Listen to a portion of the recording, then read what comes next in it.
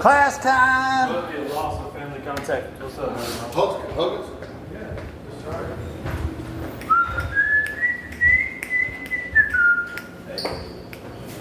Josh, we gotta go fishing. Come on. What's up? Small crowd today or a big one? No clue. Don't have me lying. I ain't even sure. No clue. I know we got more people in last You make night. it right. Oh yeah. Huh? More people. You took a deep breath. I was asking for it, and doggone Ray jumped out from around the corner, so I just said, I'm gone. Just let it go. Hey, what's happening, man? Remember me? What's up? Yeah. How you been? Yeah. You left and came back. Yeah, I got one up there. That could be good or bad. This is the last time, right? Yes. Say yes. Yes, on point with them last two speakers. Oh, I meant to ask you about it. How was the last one? Yeah, he was good. Was he? He was good. Good to hear. Real good. That's what I'm glad you said something because I wanted to ask. I like him, I like that. Black gentleman. Yeah, yeah. I like him a lot. Yeah, they're good people, man. I don't hang out with clowns. Yeah, they're good people. So he talked about pride, he told me last week. Yeah, I was up north. He done his thing. It was good? That's what I want to hear. Cool. Well, we need to fit him in another block then, because I can get him to come in regularly. Both of them done. How about the other cats in Raleigh? Oh, yeah. How about the cat who follows me? Is he regular? Or does he have to? He misses sometimes. Sandra, who comes in there? Well, that ain't good. I can get somebody. I think it's Rocky, isn't it? Is Rocky who comes in there? I don't know. No. I ain't got no name, but I've been there like 2 months. Rocky comes Wednesday, right? Huh? Rocky comes on Wednesday. Who comes in there? Well, if y'all want to do a coup, if there's anybody that just kind of, and you want me to get the other cat to fill the space, I can talk to Josh or whatever, and we can get one to get and get another guy. Yeah, that general was Good. I wish he would have recorded it, man. He done his thing, for sure. You got Rick haircut. I know you love me. You know? You got Rick haircut. Let it grow. Let it all grow. It's your last time. What's up, man? Good to see you, brother. We're gonna have a full crowd, or you want to come over here? How was last week? Good. You remember the speaker from last week? The guy who filled in for me that I had come in? General. He may not have been here. You may not have been here. No, the tall white gentleman. No, that was a couple weeks ago. You weren't here last week. The one that talked about the crowd, he was in the military general. It's the second 2-star general. Talk about pride. It must not have been as good to him as it was to you. He don't remember, or he wasn't here. Or I might have been in line. Carry on. Yes, sir. I tell you, I'm getting your stuff. You lock the doors. Yeah, I don't know if nobody told you. Get what you need. Open them up at 4. God, you gotta go get the rest of them. All right, Josh. I do believe. Everybody else left the rest, yeah. Ain't no way. I'm gonna check. I'm gonna double check. Who's the cat in the laundry room? I like him, but he's always Terrence? Terrence. Terrence. Yeah. Why you hiding? I was gonna. Terrence. You got a lot of guys going out on a trip today, so. Yeah. Where they going? Iowa. For like some fair or something? Yeah, big That's a fair. long way. Yeah. They make a lot of money at those to help keep this place running, huh? And it gets you out of here, so it's kind of good for everybody. Yeah. I'm sure Iowa- some people whine. You get people complaining about everything, but Yeah, Iowa and then Minnesota back to back to this. And a couple another of state states fair? back. Yeah. 2 state fairs? Then we got a NASCAR race and another fair Wow. in September and October. Or Busy times. 2 of them are in September, I think. The Richmond race and the Massachusetts fair. Mm. Nice and hot. There's a guy that used to work the fairs or the circus. I think his name's Thomas, who just graduated.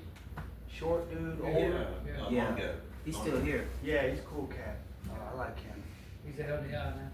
And he runs around with, who's his sidekick? The young stud. Terry, maybe? I don't know. A lot of good people. I was hanging out with a couple of dudes who graduated from here. They're down at Sunset Beach this weekend. Doing good, both of them. Eric and Eric. Eric Barber and Eric I've heard of him. Samanowski or something. Good dude. Hey, what's up, man? You're good. We got a couple minutes. That clock is right. I don't know why he's rushing. We still got 4 or 5 minutes. And if that's not right.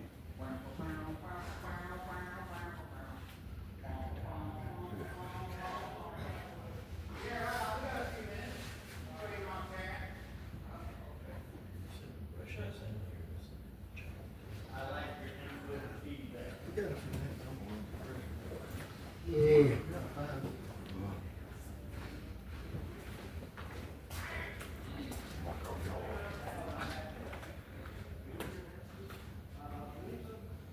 Just write my name down.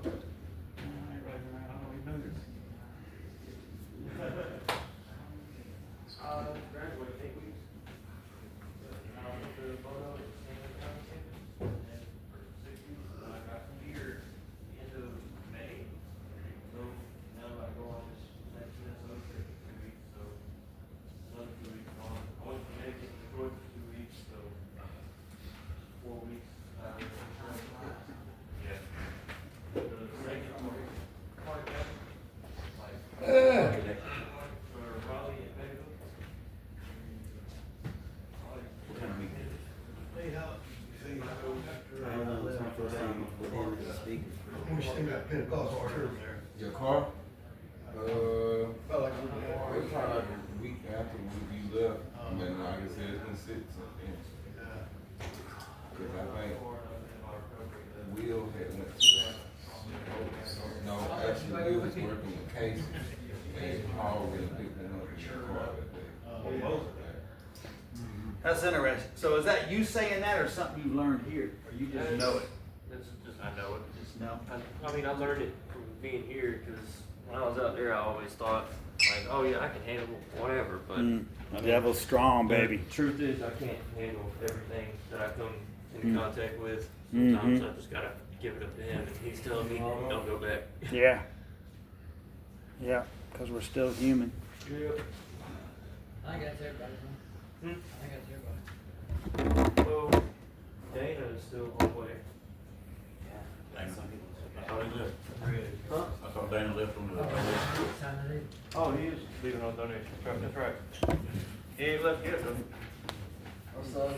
While we wait on a couple more, how many new guys we got here that have never seen me before? 1, 2, 3, 4, 5. Wow, a lot of new cats. Well, welcome, brothers. My name is Joel. Just a little background on me. I'm nobody special. I'm just a retired Army guy. I wrote a book. Anybody can do that.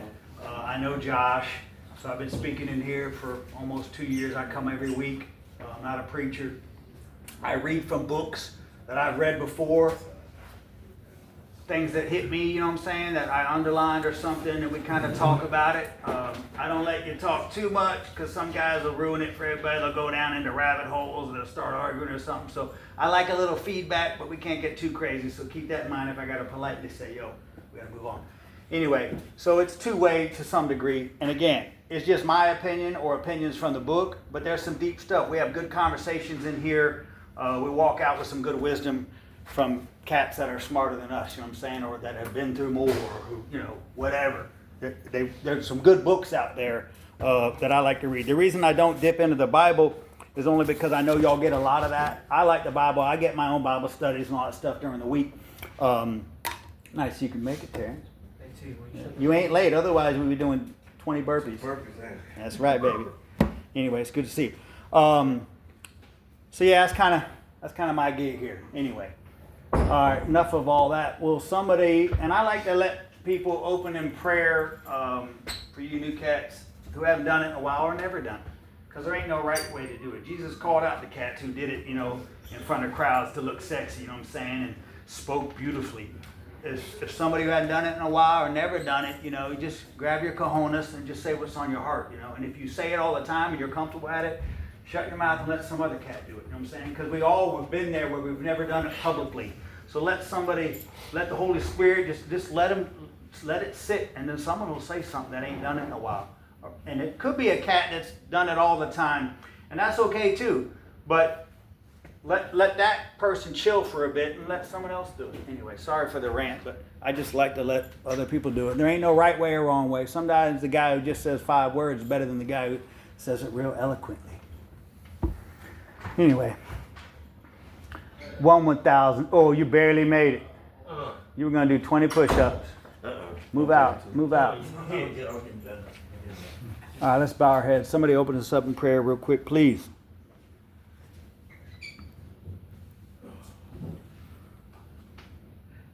Lord, thank you for this day. Thank you for gathering to hear what Joel's got to say here. I want to pray for the guys that's going on the trip, that they get back safe. They make it there safe, they get back safe. In Jesus' name we pray. Amen. Amen. Thank you, brother. And that was a nice pause, and then you stepped up since nobody was jumping in. That's cool. And it's better that y'all do it than me, because you know what's going on here, like the cats going on the trip, etc. Right? I can't keep up with the op tempo here and battle rhythm, whatever you want to call it. So anyway, I appreciate it. All right, enough of all that. Sometimes I like to start with what's going on in the world, because I know you guys are in a bubble, which is a good thing, because you really ain't missing nothing in the crazy world.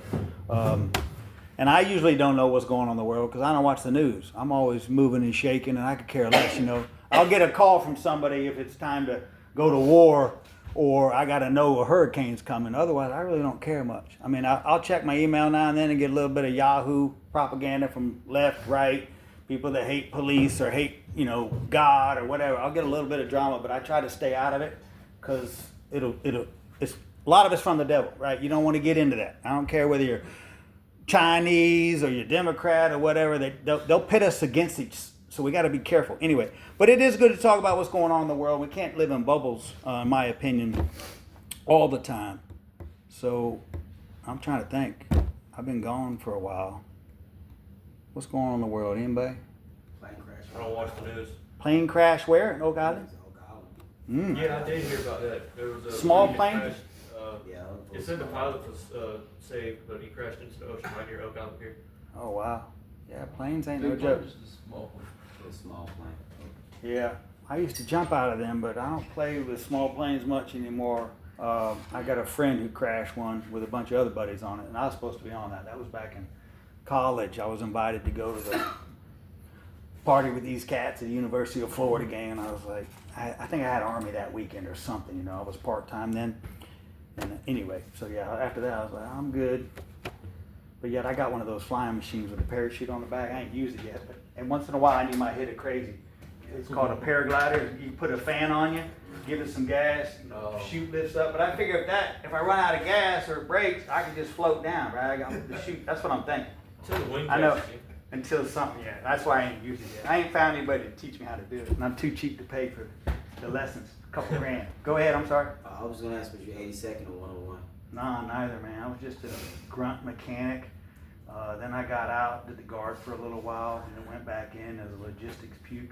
The only sexy job I ever had, I tell people when they ask me about my 31 years in, was my last job. I got to command a special unit where we had some high-speed troops. They were all active duty guardsmen, and all we did was like work Super Bowl security, presidential stuff. We were in like plain clothes behind the scenes. It was a sexy job. It was real cool. It was called a weapons of mass destruction unit, civil support team. You know, I had some smart cats that worked for me, like a PA and a nuclear medical science officer, you know, Army rank, just a bunch of bad dudes that were really good at what they did. We carried special equipment. We could smell you if you walked by and you had chemo recently. You know what I'm saying? Chemo treatment. We could feel the radiation off you. We were there to make sure nobody was bringing bad shit into the place. And if it went down, we were the cats that would be going in while you're running out with our special suits and equipment to mitigate the risk, all that drama. So that's the only sexy job I had. All right, enough about me. Let's get into this. All right, so this is where we were before I left, popped smoke on y'all for a couple weeks, and I brought my buddy in, and then my other buddy came and spoke to y'all last week, and I'm glad he did great, so I'll get him back in. this book, written by John Eldridge, Wild at Heart. Y'all liked it. Y'all picked it. I had a few up here. Y'all were like, let's go with that. It's a famous book. You've been around a while. It's a book that every father should read. Every man at church should read. It's like I said, it's famous. There's a ton of Bible studies on it. And if you type in Wild at Heart, it's huge. And it's because it's what's important. As godly men, we need to be men. We don't need to be soft like society's trying to make us. Get it? We need to raise boys to be men. And that doesn't mean cuss, drink a beer, be cool, fight. That's not a man. It's good to have those characteristics if that's your thing, because we need warriors, right, to keep the bad guys out. So, but that doesn't make you a man anyway. It's just talking about boys need adventures. They need to play with little toy guns. And nowadays it's like, oh, a kid can't do that. We've gotten soft. And that's why society's going back crap crazy, right?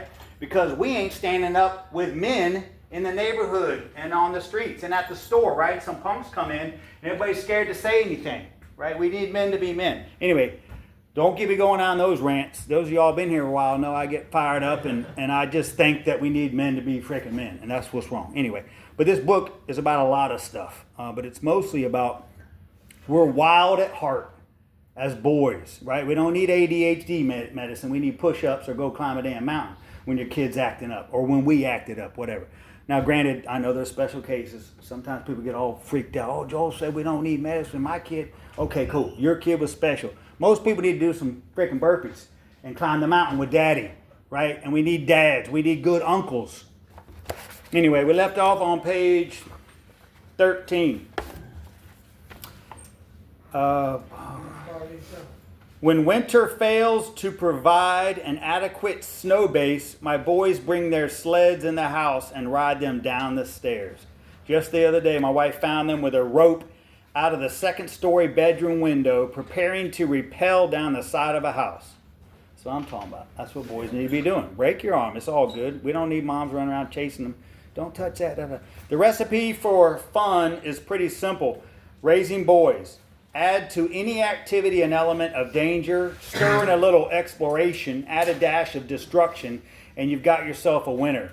The way they ski is a perfect example. Get to the top of the highest run, point your skis straight downhill, and go. The faster the better, and this doesn't end with age. The stakes simply get higher, blah, blah, blah. Really, it came up out of nowhere. 20-foot swells and a 30-foot homemade boat. I thought we were all going to die. A pause for dramatic effect. And then his son confessed, it was the best time of my life. So when you're going through something that's crazy, right, and you think you're going to die and it's scary as hell, next thing you know, you get out of it and you're like looking around going, that was deep. Even if it's with men, like you're river rafting, right, or you're kayaking, or you just climbed a mountain, you think you couldn't make it, you get up there and freaking high altitude. Anything that pushes you, anything that's a little dangerous and sketchy is a good thing. We all need that hit of adrenaline. That's why these F3 workouts, even though they're Mickey Mouse, they're 45 minutes. The workouts that some of y'all go to, a lot of the cats do around here. 5:45 in the morning, whatever, or 5:30, they start up here. That's risky for some people. They're like, oh, 5:30, and then they get out and they're like manning up and they go do it. It's cold or it's rainy. And then at the end, they're tired. They just got smoked. They ain't done 20 burpees in a long time. They're lifting rocks. They're doing some manly stuff. And again, it's Mickey Mouse, in my opinion, on the level of it. But it's still better than nothing. At least you get a little man time. You get a little sweat. You get a little push yourself, right? So even that is that's better than nothing. If you do that every day, that's a hit of adrenaline. That's a hit of manliness. That's a hit of, being wild like they did back in the day. Out in the deserts and in Africa and South America, people went a long way to get their water. They had to deal with gators and snakes and, the other tribes and, read the Bible. It was tough. And now we're sitting around all soft, my opinion. So anyway, sometimes I get on those rants. She wants to be more than noticed. She wants to be wanted. I don't know why I underline that. Sometimes I got to look into stuff more. Listen to the longing of a woman's heart. She wants to be more than noticed. She wants to be wanted. She wants to be pursued. I just want to be a priority to somebody. A friend in her 30s told me, blah, blah, blah. Anyway, so I underlined that for whatever reason. Bless you. Sadly, Christianity has missed her heart as well. Walk into most churches in America, have a look around, and ask yourself this question. What is a Christian woman? Again, don't listen to what it said. Look at what you find. What is said, excuse me. And that's true. And this book may talk about it a little bit. I've read from other books, some that my friends have written or I've written where I talk about it. Church has gotten a little soft, which is why a lot of men don't like going. They go in and they see, little flowers and a bunch of women talking about the bake sale this Sunday, and they're like, I'm out, And that's why the Muslim faith is growing, especially in rough communities, because they want a brotherhood, they want a little gang, they want some man power. So we as men need to be manly in the church. If you're in charge of your men's ministry, take a max throwing now and then, right? Cook a pig, man. Do something. We don't have to have alcohol or drugs to be cool and to have fun. Christians can have fun too. And it takes maturity to realize that. But we don't have to sit there like a bunch of old ladies either, right? When the men get together, let's throw some cornhole, let's throw some shoes, let's go do something. And we need to, not just that, there's a million things we could talk about, but we need men to be able to talk like in a room like this at church too, right? That's why you get into men's Sunday school class on Wednesday night. And we need to have those men-only classes. Because if you're sitting with your wife at church all the time and on Wednesday night or Sunday school, you ain't going to talk about the same things, are you? It's going to be soft. It's going to be surface level stuff. Mickey Mouse. We need to get deep. We need to talk about life, pain, things we struggle with, help each other out, dig, poke each other, make fun of each other, have a little fun, talk some smack. All right, let's see here. It's an invitation to rush the fields at Bannockburn, to go west, to leap from the falls and save the beauty. For if you are going to know who you truly are as a man, if you're going to find a little life worth living, if you're going to love a woman deeply and not pass on your confusion to your children, you simply must get your heart back. You must head up into the high country of the soul, into the wild and uncharted regions, and track down that elusive prey. That must be something from a book or something. I'm just reading a little excerpt there. All right, now I'm on chapter 2. It says, this is by C.S. Lewis. Safe, ? Who said anything about safe?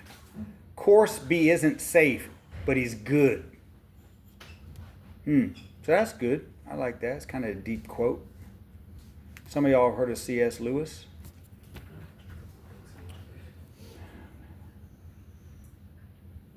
I can't read my own chicken scratch, but I read this a long time ago. I think I was deployed or something. I wrote, the Army has gotten soft. There's a Marine colonel who just cussed, and male and females loved it. He got them all fired up, blah, blah, blah. We gotten a little soft in the military, in my opinion. Cussing doesn't make you cool. You don't have to do it. But I think a head coach of a football team or an Army, general or something needs to get a little colorful now and then. We can't just be worried about what everybody thinks now and then. Frick, we're going to war. You know what I'm saying? And we got a little soft. We're coming around again, thank God. But that's just my opinion. And cussing doesn't make you a good leader. And if you're cussing all the time, you're an idiot. And it doesn't make you cool. And you're dropping the F-bombs all the time. But anyway, again, that's just my opinion. And I don't think if you're not cursing out somebody or cursing, you know what I mean? If you're just using some colorful language to describe something we're getting ready to go do, I don't think God's too worried about that. I don't know what God thinks, but my personal opinion is I don't think he cares that you use an adjective that's used in rough environments now and then. But if you're doing it to be cool and doing it in front of kids and women and, that you don't know and you're whatever, you get it. He knows our hearts. That's what being a Christian's all about, right? Ain't about following rules. Anyway, so sorry for that rant too. Any comments yet, y'all? I'm sorry. You didn't borrow my glasses? Say what? You didn't borrow my glasses. I see you did. I am leaning back. I got a pair. They're a pain to carry, I'd rather just stretch my neck for a little bit longer. I'm going to need a selfie stick to read my phone soon. The big sticks, because I don't want to bring the glasses. This book is the same problem. He reminds them that a life lived in fear is no life at all. And we could talk about that for 30 minutes. That's deep. And anybody that says they're not afraid of something or not a little bit insecure or whatever is a liar. We all live in a little fear. It's hard to just step out and start a business or start a new life or not go back where you just came from. It takes a lot of faith, courage to try new things. You're worried about failing. That's all from the devil. That's a deep statement. And if we live in fear, that's no life at all.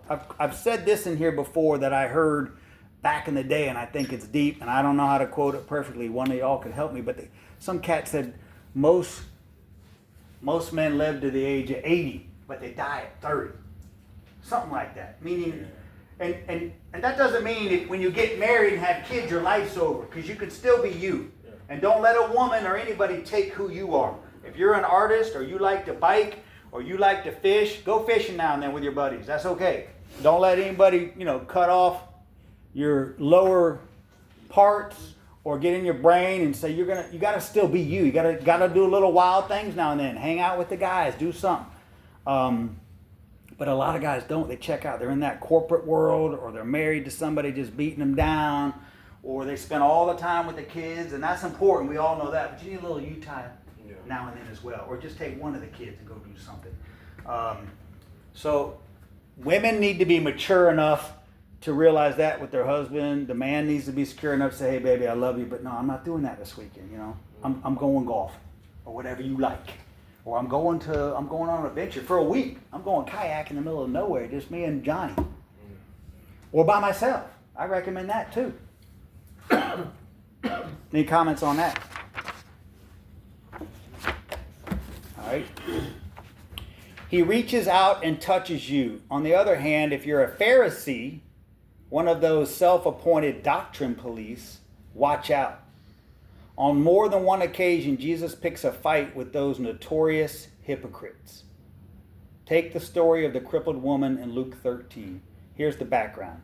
The Pharisees are like the Scottish nobles. They too load heavy burdens on the backs of God's people, but do not lift a finger to help them. What is more, they are so bound to the law that they insist it is a sin to heal someone on the Sabbath. For that would be doing work. They have twisted God's intentions so badly that they think that man was made for the Sabbath rather than the Sabbath for man. That's in Mark 2:27. Christ has already had a number of skirmishes with them, some over this very issue, leaving those quislings wild with rage. And that's in Luke 6:11, blah, blah, blah. It's talking about. All right. On Sabbath day, as Jesus was teaching in a synagogue, he saw a woman who had been crippled by an evil spirit. She had been bent double for 18 years, and was unable to stand up straight. When Jesus saw her, he called her over and said, "Woman, you are healed of this sickness." Then he touched her, and instantly she could stand straight. How she praised and thanked God. But the leader in charge of the synagogue was indignant that Jesus had healed her on the Sabbath day. There are 6 days of the week for working, he said to the crowd. Come on those days to be healed, not on the Sabbath. I don't know why I circled all that story. A lot of y'all have heard that. I mean, obviously it's a good story and important, but it's kind of, there's probably more to it, why this cat's quoting that story, etc. Anyway, I just circled it because for whatever reason when I read this, whenever I did. But it is a good story. So to me, what I get out of that is, again, being a Christian, a disciple, following Jesus ain't about rules, right? Even Jesus is like, dude, it's just a day. I can do whatever I want, number one. But the rest of us need to remember that. And that doesn't mean don't go to church. It's Sunday. I'm going to go do this every Sunday. You know me. If you've been around a while, I promote going. But it does remind us it ain't about following rules. It don't matter how much you go to church or go to Bible studies or check all these blocks. You're just spinning your wheels if you ain't right in your heart. You got to cut out that cancer if you got something you're hiding or that you're dealing with, Until you get rid of that, man, and you're never going to be perfect. We're all sinners, and we're all taking a step forward all the time, I don't know too many Mother Teresas, you know what I mean? Most cats that I know that are my mentors and leaders and people I respect, they still are human, and they still mess up, and they still get angry now and then, or whatever.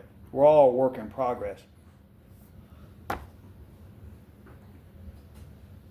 Sorry, What's up, brother? Can I borrow him? Of course.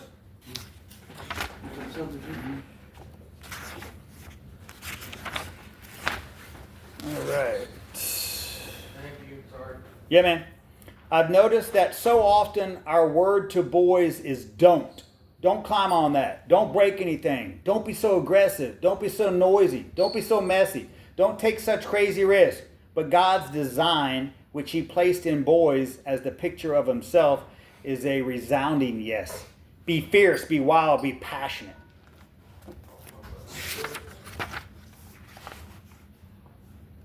But if a man is only tender, we know something is deeply wrong. And if a woman is only fierce, we sense she is not what she was meant to be. If you'll look at the essence of little boys and little girls, I think you'll find I am not far from my mark.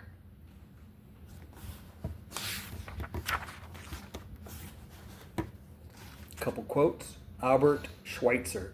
The tragedy of life is what dies inside a man while he lives.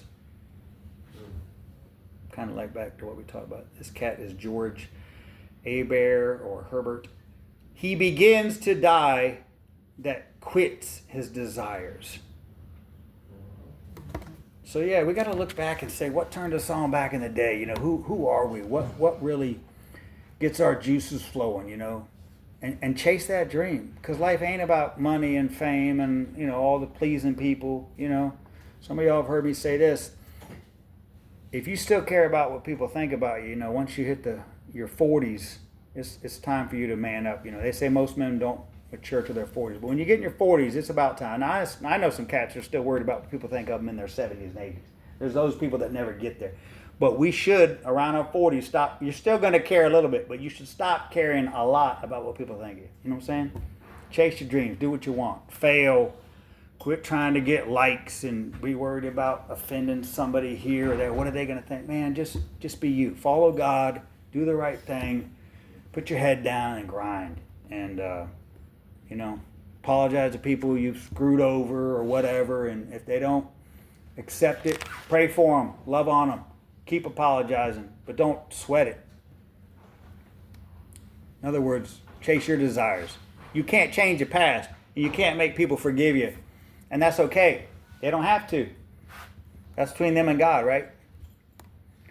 Are you there? Say a prayer for the pretender who started out so young and strong only to surrender. It's by Jackson Brown. The Pretender. Is that the song, The Pretender? That sounds like a song. It's a song. All right, so I'm going to sing it. No, I'm just kidding. Are you there? Say a prayer for the pretender who started out so young and strong only to surrender.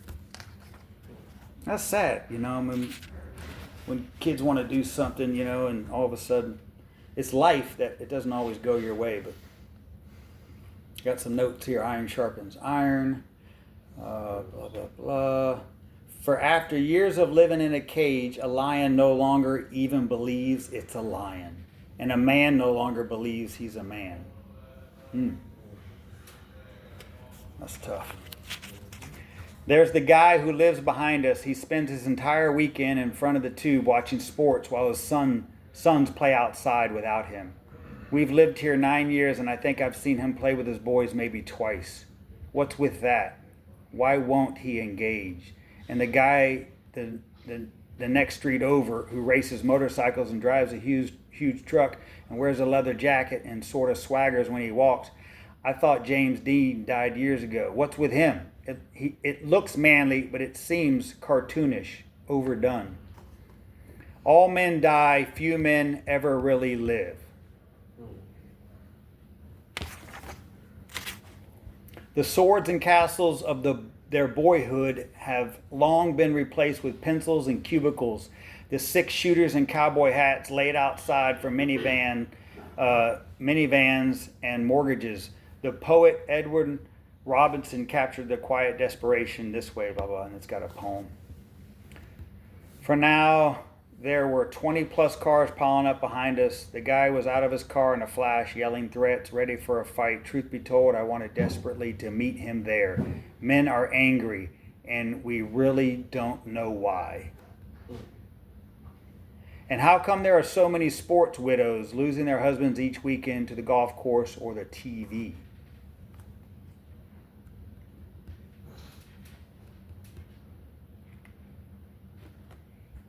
Men past 40 get up nights, look at city lights, and wonder where they made the wrong turn and why life is so long.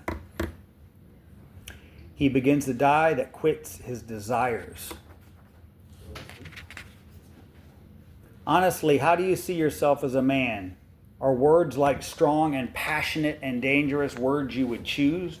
Do you have the courage to ask those in your life what they think of you as a man? What words do you fear they would choose? I mentioned the film Legends of the Fall, how every man who's seen it wants to be Tristan, but most see themselves as Alfred or Samuel. I've talked to many men about the film Braveheart, and though every single one of them would love to be William Wallace, the dangerous warrior hero, most see themselves as Robert the Bruce, the weak, intimidated guy who keeps folding under pressure. I'd love to think of myself as Indiana Jones. I'm afraid I'm more like Woody Allen. Anyway.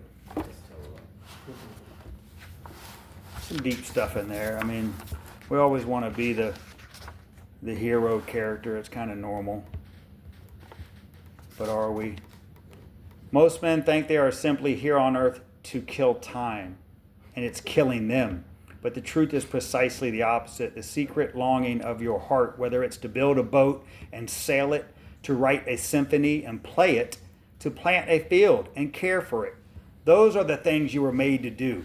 That's what you're here for. Explore, build, conquer. You don't have to tell a boy to do those things for the simple reason that it's in his purpose. But it's going to take risk and danger, and there's the catch. Are we willing to live with the level of risk God invites us to? Something inside us hesitates. So he mentioned things in there. Just planting a field and being a farmer, that's taking risk. That's tough, man. It's real work. You got to have faith. You got to take risk. And you look back in the old days, all across the world, sometimes weather didn't cooperate, or you got cut out by the competitor, the dude down the road, or, locusts hit, whatever, or writing a symphony, like that, like he's talking about. Whatever your talent is, man. You fearing what somebody else gonna think about how you play, you gotta prepare. Yeah, is it going to be good? What are they going to think? And the devil's telling you, why you bothering, man? Go back to just being like everybody else. Whatever it is. And you ain't got to make a lot of money at it, but just be happy, man. And I don't mean that like in a worldly sense. Like life's not about trying to be happy, but be you. Yeah. Yes, sir. It's too much work trying to sit there and be something I'm not. I'm gonna be me. I don't care who thinks what about me. I'm me. Amen. But that comes with maturity. But back in the day when you were younger, we didn't think like that, right? Yeah. We were trying to be cool. We were trying to please people. We were trying to, Maybe a little bit, but I still didn't care about back then. Well, that's good. Throw a female in that situation? Excuse me? Especially when you throw females in that situation trying to be something you ain't. Yeah, exactly. Yeah, we all want to be cool around females, especially when we're A young. little bit. But, a healthy dose of caring what people think, and I got to remind myself of this because I'm pretty brash or whatever, I'm crazy. I got to remember we should care what people think a little bit, right? You can't just be like, it is what it is. This is the way I am. I do whatever I want. I don't care. I mean, that gets stupid. You got to be careful. You got to be a little humble, and you just don't want to be insecure. You can't live It your is life, what- but you can't live your life by that because then they're living your life. Well, a healthy dose of it, I'm saying, Yeah. is okay. But I'm more like you, and I think you're right. Yeah, we shouldn't worry about what people think. We're here to please God. Exactly. And take care of women. But in a respectful way. But in a respectful way, we should care what people think. Yeah. We don't just bust into a place with no manners and get out of my way, or I don't care. No, have some damn manners. Open the door for people. Care what people think. Do the right thing. Somebody got to say something, you just stretch it.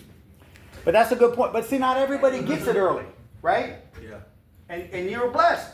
And you've saved a lot of time and effort and pain of worrying about what people think. But some cats don't get it until later. And it doesn't make you better if you got it earlier than a cat who got it later in life. I don't know about all of that because I've gone through all that too. It's just that once you go through it enough, and you're still you're gonna live this way because this is you. But you're right, you can't be disrespectful and running around doing a bunch of messed up stuff. It's a blend of it, man. It's just hard to explain how it all Yeah. goes together. It's about, everything's hard to explain. Nobody does it perfect. None of us are perfect. We all screw up all the time. It's hard to balance. When should I care what people think and when should I not? And you don't want to be too crazy. Like I said, we just don't care what anybody thinks. It is what it is, and I'm here. I don't care. I'm going to say this. No. But you also don't be somebody you're not and worried about hurt people's feelings all the time. You know, we've gotten a little soft there. It's the opposite for me. How so? Was when I was younger that I was more able to be myself. As I got older, it was, you know, get a good job, you know, take on these responsibilities. And it's been harder for me because I was, you know, having a family and things like that. You know, I had to, or felt like I had to adhere to or conform to what, you know, society wanted from me. Mm-hmm. Which is what this is talking about. Yeah. And that's okay though, because it happens. You can't just be you. When you're a man, you take a woman, which is God's plan, procreate, love. I mean, it changes you for the good. And then you're going to have to be worried because you got to take care of her and the kids if you are blessed to have kids. So when that happens, obviously you are giving up part of yourself, and that's okay. And this book's not saying just be wild and do whatever the hell you want. It's just saying. Yeah, but I feel like I overcorrected. And you may have. And I think that's what a lot of people do is they overcorrect. But I think all of society is trying to kill masculinity. Amen. Because that's the devil's plan. Take the man out, right? Take the man out of the house. Yep. Step one, devil's plan. You know, that's why I wasn't a good kid. No daddy around, right? Saw him now and then. It's common sense.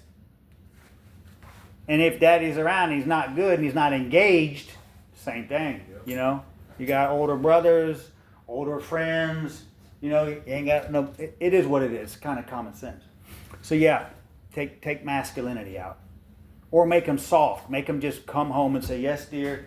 What do you want? I'll wash the car, and I'm doing all this all weekend, and nothing." You know, he can't have a beer with his buddies, you know, now and then. He can't go golfing now and then, or whatever his thing is. So he's still in the house, but he's just not himself because he's trying to please everybody and do the right thing and be a good person, which is a good thing. And they've made it stupid. How so? T.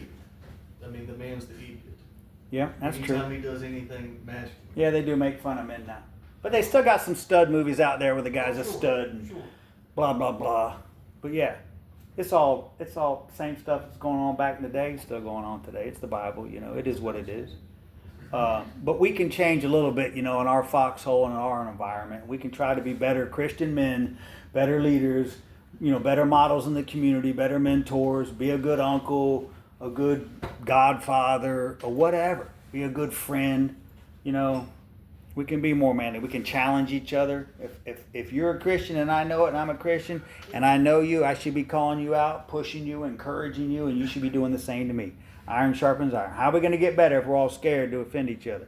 You know, we should be able to joke around and mess with each other a little bit. And somebody might say, oh, you know, you were joking, but you really weren't. Well, yeah, you're right. And it's okay, you know. I mean, I just called out a cat recently because I'm trying to help him out. You know what I mean? And it's like, dude, I need to poke the bear now and then. Because if I'm just going to be nice all the time, how's he going to get better? How did I get better? By people calling me out. You know, my old sergeants and mentors, etc. And I don't know. And God gives you the strength. If you ain't got people to hang out with, which you need, we all need that posse. We need that wolf pack. But if you don't have it, rely on Him for now. All right. But that was good input, yeah. So you died to self, and you were worried about others more so than you. Well, that's good. You got to be selfless. Once you get married, it ain't all about you. And, hey, baby, I'm going for my motorcycle ride. And I'm going with the guys. No, those days are over. Time to be a man, little boy. You know what I mean? It ain't your time on the weekend and little bit now and then. Again, it's like we talk about, how do you gauge it? Well, God. Ask your friends, hey, am I doing this? Is it cool? You know, my wife's giving me crap, you know, about this. Ask for everybody, and they might say, yeah, she's right, bro. You have been riding the last 4 weekends. Yeah. But you ain't going to know. We need that, because you look in the mirror, you think it's good. Because that's the devil telling you, yeah, it's good, man. She'll be all right. Well, good luck with that. Marriage ain't easy. It's the second hardest thing in life.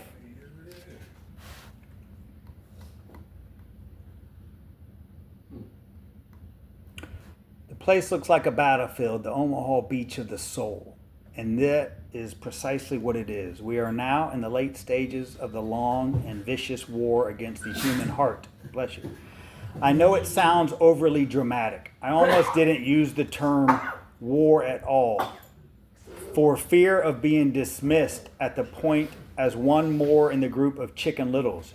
Christians who run around trying to get everybody worked up over some imaginary fear in order to advance their political or economic or theological cause. But I am not hawking fear at all. I am speaking honestly about the nature of what is unfolding around us, against us. And until we call the situation what it is, we will not know what to do about it. In fact, this is where many people feel abandoned or betrayed by God. They thought that becoming a Christian would somehow end their troubles, or at least reduce them considerably. No one ever told them that they were being moved to the front lines, and they seemed generally shocked at the fact that they'd been shot at. After the Allies took the beachhead at Normandy, the war wasn't over. In some ways, it had just begun.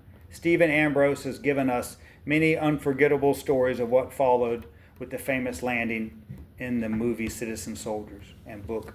Anyway. All right, so that's just a good thing. There's some good stuff in there. Being a Christian, you give your life to Jesus, you say your little prayer. If you think everything's going to be hunky-dory after that, nah. It doesn't say that, right?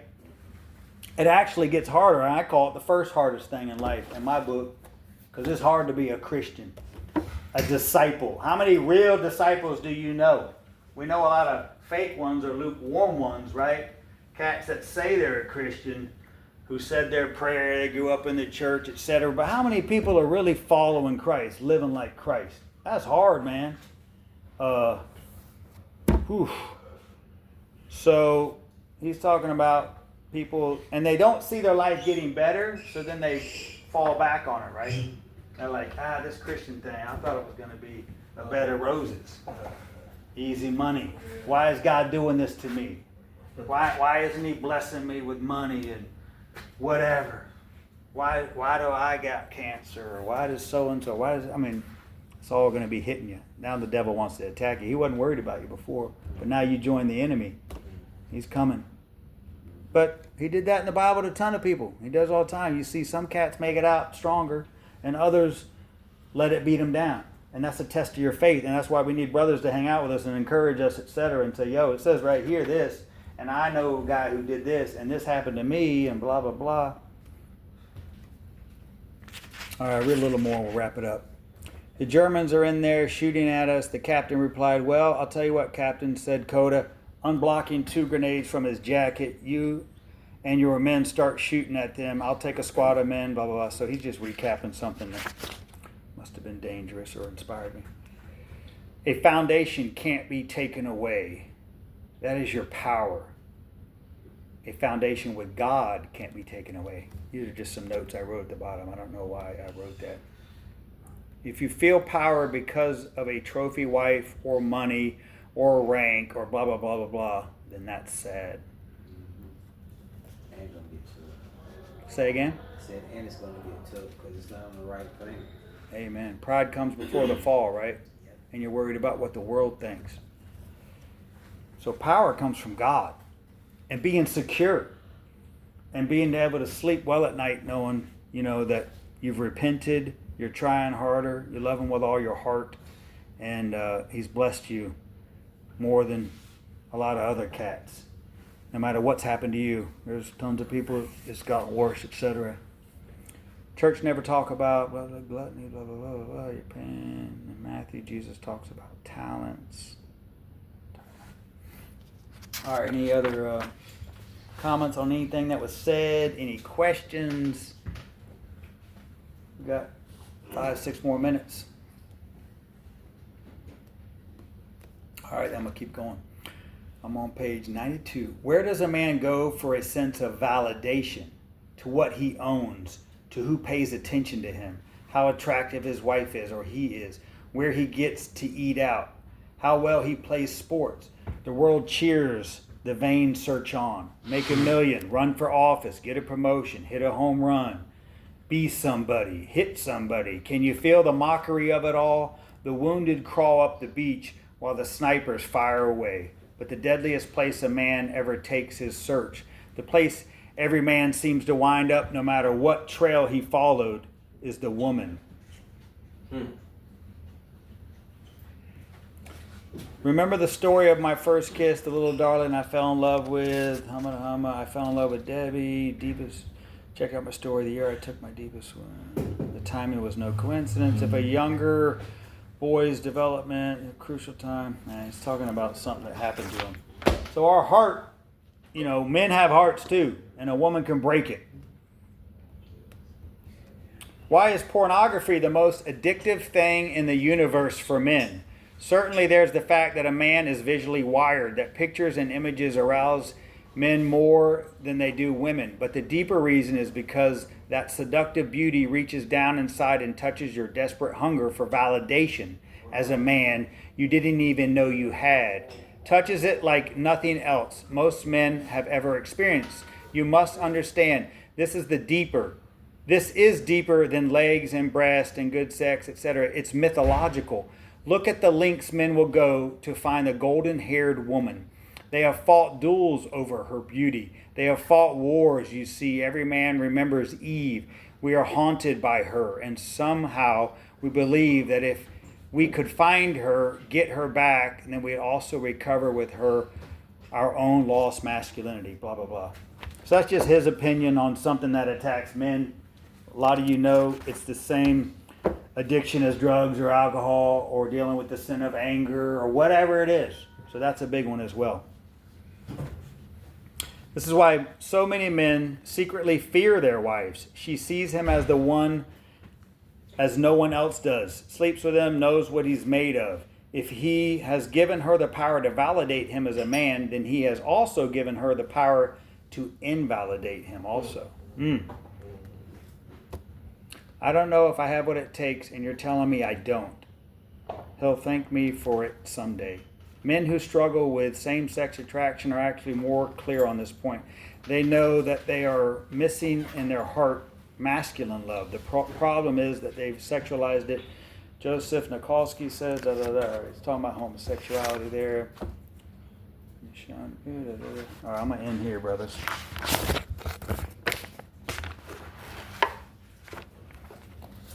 Any comments on the book? All quiet today. All right.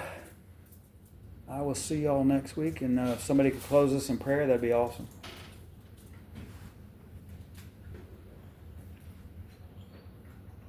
Dear Heavenly Father, thank you for the day. Thank you for the blessed words that we got today. You continue to walk with us in our journey to keep on.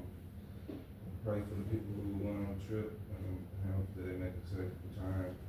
And pray for everybody who's out there still struggling with addiction. Amen. Amen. Thank you, sir. See you next time. See you, man. Later, boss. Thanks for chiming in. Later. Always good seeing you, brother. 'Cause I'm